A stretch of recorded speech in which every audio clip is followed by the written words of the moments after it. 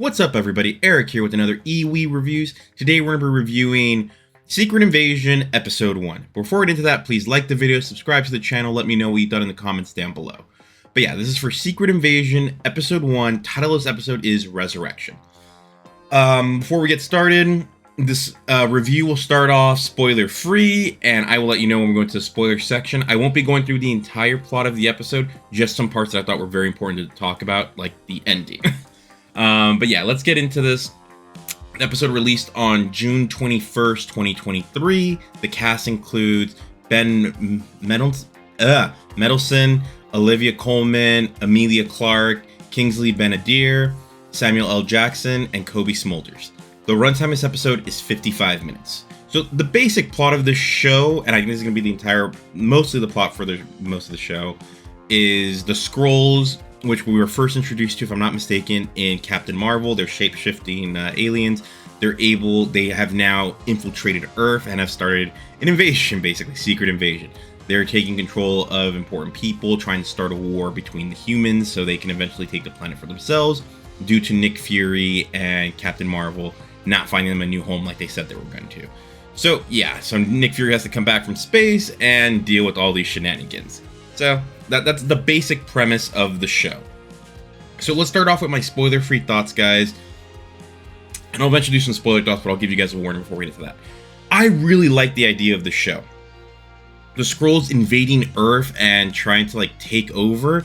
I think that's an awesome idea of oh yeah, you can put people in Russia, you can put people all this place, you can just start a war internally have the humans start a war that they don't even know they're being puppeted to do. It's a really good idea. I really like this.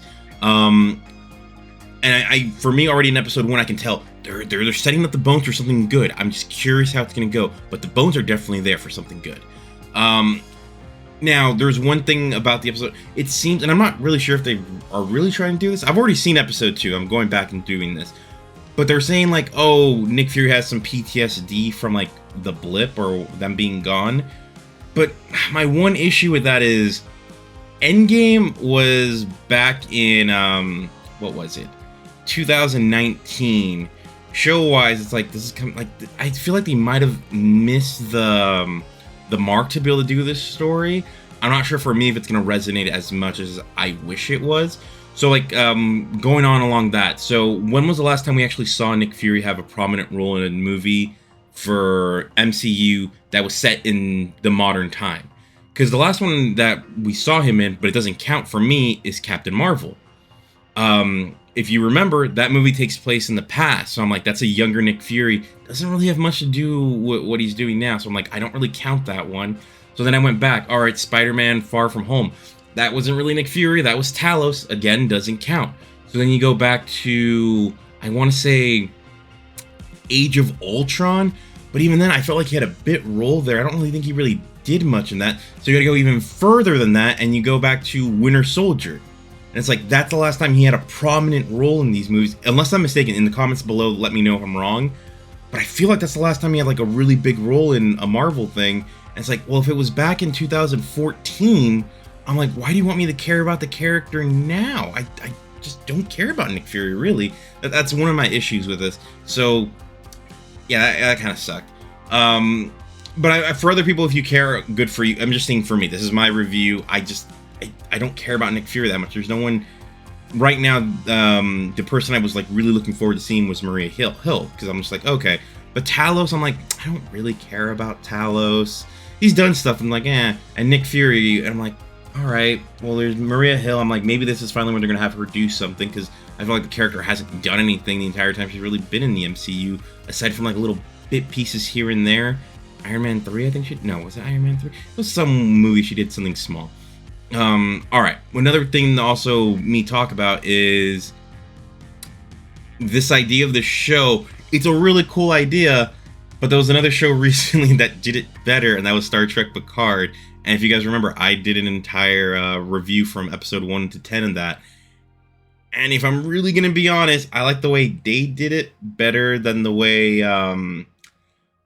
MCU is doing it right now. Just because that one I felt was really cool what they were actually planning to do. So it's one of those things of they just got to it first. All right. Do I have any other things? Spoiler free. No, I think this is like they're trying to do like an espionage. Oh my god, why can't I say the word? Like secret agent stuff is what they're trying to do in this espionage show, and it's just I'm wondering if it's gonna work for me in this format. I know I like something like Winter Soldier, but that also had like the action to go with it that I'm not sure if the show has the budget to do something, or if they even have the characters that I'm gonna care about to do something like that. Because a simple like fight here and there is like, okay, that's not really gonna get to me anywhere. Another problem with this show is it gets a bit too predictable for episode 1 and episode 2. This isn't a review for episode 2, but just letting you know right now. I was able to kind of guess how the episodes ended, and I don't think that's a good thing when you're supposed to be like endings that are like gas moments, and I kind of figured them out beforehand. So that's kind of already showing like, maybe you guys are foreshadowing a bit too much that people are catching it, and that might be a problem. All right. So let's now move on to my score, guys. Like I said, I'm going to do a spoiler section, but first let me give you the spoiler-free score. I mean, it's just a score.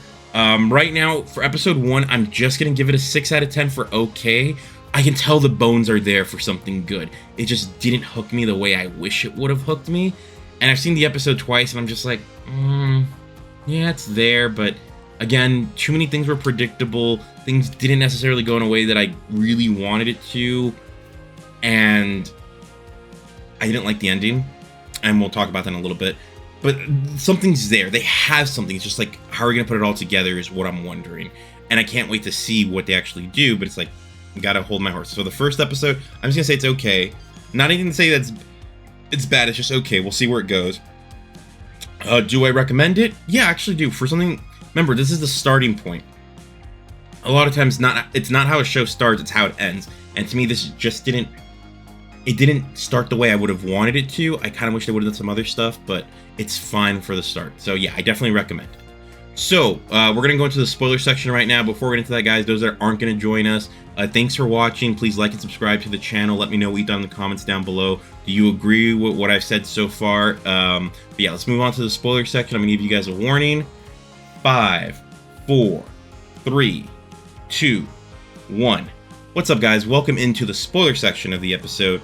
So let's just start off. I'm not going to go in order for what things happen, because I'm just trying to get this episode out as soon as possible. So I hated the Maria Hill ending. I felt the show really screwed up killing her off. I was like, Maria was probably the one character in the show I cared about, and you killing her off now is just like, so why should I have invested in this character? Like, they never really got to get her do anything great. It's like, that was a great comic character, and that's what you do to her. I'm like, I'd rather you killed Nick Fury than killed her. Because at this point, I don't care about what Fury does anymore. I'm kind of over him. So I was like, my hope for the show was, oh, you set up that she's going to take over for Fury, even though I know it's not going to happen because he's in the Marvels. But at the same time, it's like, really, you killed Maria Hill? I just didn't like that. For me, it's just like, I was excited to see her again. I couldn't wait to see what they do with her, and that's how you end it. I was like, All right, so moving on to another thing. I did not like how Gaia, it became very obvious who she was because they played the pronoun game with her. It's like, oh, you never actually say her name, you play the pronoun game. It's just like, oh, that's Gaia for sure. And of course, she's working for the guys that killed her mother, even though she doesn't know at this point that her mother's dead. Well, at least during the episode. At the end, I'm still trying to figure out if she's a secret, like if she's working for the bad guys, or she's gonna betray them for her dad. It feels like I don't know where she's going. I mean, in the end, she's just gonna be on the side of her dad, but I'm not sure what route they're gonna get us to go there. So we'll see how that goes. I actually did like the Skrulls' plan. I thought it was really smart. They are probably the part of the episode I actually like the most. So you actually do see that they're in I think it's Chernobyl. They're just staying there. Because of all the radiation, no normal human can live there, but they aren't affected by it, so they can just chill over there and they're fine. The way that they have their operation set up, though, it has me wondering what's going to happen with their... Like, right now, as far as we know, it's just all the Skrulls are in, like, there's one faction of it. Talos is doing his own thing because he was kicked out of the group, I guess, because he followed Nick Fury too much, and, like, they're all like, no, we're tired of this stuff, we want, to have our own home where we don't have to worry about that. We need to disguise ourselves like we had to do with the humans. But yeah, it's a weird thing of how they're like, it's weird that they think that they can just take over the planet and then they're just going to be able to be without their. The thought just like, okay, what's all the thinking? Are you sure you guys are always going to be safe? Because if they just do crazy destruction, they could easily kill the Skrulls as well. So, because the Skrulls are flesh and blood, we even see that. I mean, they can be killed. So, it's a weird thing where I'm like, what is your end game? Because if it's the nuclear mutually, oh my god, why can't I remember? Mutually assured destruction. I'm like, you're kind of gonna destroy the planet. I mean, they can survive through radiation, but they might even destroy them by just bombing the entire planet. So, I don't know. I'm not sure if they've really thought this through. But yeah, I thought that their plan at the end where they set off the bomb, I'm not sure if they were intentionally trying to blame Nick Fury, but Nick Fury was there and he's doing some rogue agent stuff. So, I mean, they have a face right there of who they can go against. So, I like that aspect of the show. I don't really have much to add right now because I still want to do the review for episode 2, but I do like where this is going. I just didn't think we need to sacrifice Maria Hill just for a gas moment because I didn't think it really helped the show that much, if I'm being perfectly honest. She was the one that I was like, okay, we can work off of her later. I don't see this need to like put Nick Fury on such a pedestal. I'm sorry. I'm just like, I'm kind of over the character at this point. Like, he didn't do anything. And the most important part of the MCU to me so far has been Infinity War and Endgame. The fact that he's sidelined for both of them kind of tells me he's not that important of a character. I don't really need to invest in this guy because if he was super important, he would have been more prominent in those movies, and he wasn't. Even when everyone came back from the blip and all that, you just see him at Tony Stark's funeral. So I'm like, I don't really need to care about this character. I'm like, I wanted to care about Maria Hill because I'm like, okay, she hasn't gotten her turn. Let's give her a turn. Going back to Nick Fury, I was like, I'm sorry, I just don't care. I can't be bothered anymore with Nick Fury. Talos is cool, but we'll see how they have to evolve his character because I feel right now they're trying to make him very passive, and I'm like, by the end of it, we're gonna see him probably get a bloodlust or something like that. But we'll see where this goes. I don't know. Again, this is just episode 1. It could go in a different direction, but that's just what I'm seeing right now. So I'll try to get episode 2 out later this week. But yeah, guys, let me know. Does this format work for you? Do you want me to go back to the whole reviewing the entire plot? I'm not sure how many people actually listen to that, but if there's people that want to listen to that, I can go back to that. Right now, I'm just trying to shorten down some time with some of these reviews to get them out in a timely fashion since I'm a little bit behind. Alright, guys, thanks for watching. Please like, subscribe to the channel. Let me know what you want me to review next, and I'll talk to you later. Bye.